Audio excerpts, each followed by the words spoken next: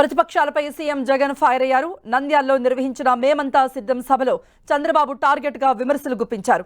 అధికారం కోసం ఒక్క జగన్ ఎదుర్కొనేందుకు తోడేళ్లన్నీ ఏకమయ్యాయంటూ విమర్శించారు. కూటమి కుట్రలను ఎదుర్కొనేందుకు అందరూ సిద్ధంగా ఉండాలంటూ పిలుపునిచ్చారు జగన్. ప్రజా కంటకులు ఓడిన తర్వాత ఒక నరకాసురుడు, ఒక రావణుడు, ఒక దుర్యోధనుడు మరోసారి పైకి లేచి తాను మళ్ళీ సింహాసనం ఎక్కుతాను అనంటే ప్రజలు ఎలా ఒప్పుకోరో అలాగే నారా వారి పాలన మళ్ళీ తీసుకువస్తామని ఎవరైనా అంటే ఒప్పుకోము అని చెప్పటానికి నంద్యాల నుంచి ఏలేరు వరకు, కుప్పం నుంచి ఇచ్చాపురం వరకు ప్రజలంతా కూడా సిద్ధంగా ఉన్నారు. ఇటువైపున చూస్తే జగన్ ఒక్కడు, అటువైపున చూస్తే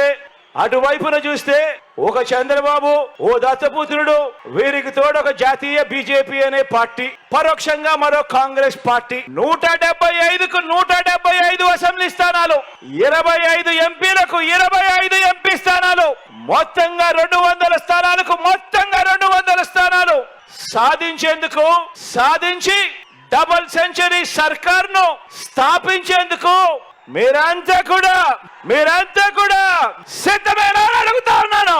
చంద్రబాబు నాయుడు గారు తన 14 సంవత్సరాల ముఖ్యమంత్రి పరిపాలన చేసినప్పుడు, 3 సార్లు ముఖ్యమంత్రిగా తాను పరిపాలన చేసినప్పుడు మనం చేసిన మార్పుల్లో కనీసం ఒక 10% అయినా కూడా చేసి ఉంటే వీళ్ళంతా కూడా ఏమని ఉండేవారే తెలుసా?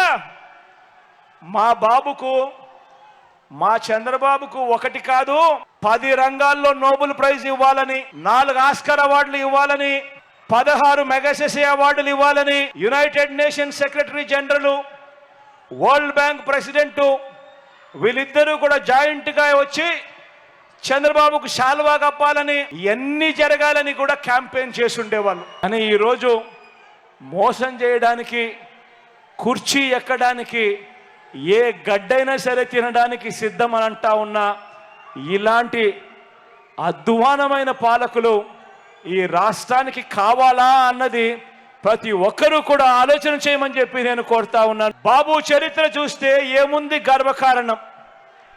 బాబు పార్టీ కార్యకర్తలు చెప్పుకునేందుకు ఏమున్నది గర్వకారణం? బాబు కూటమి చరిత్ర చూస్తే ఏమున్నది గర్వకారణము?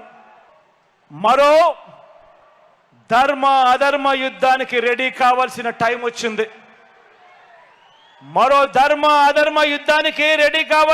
వచ్చింది.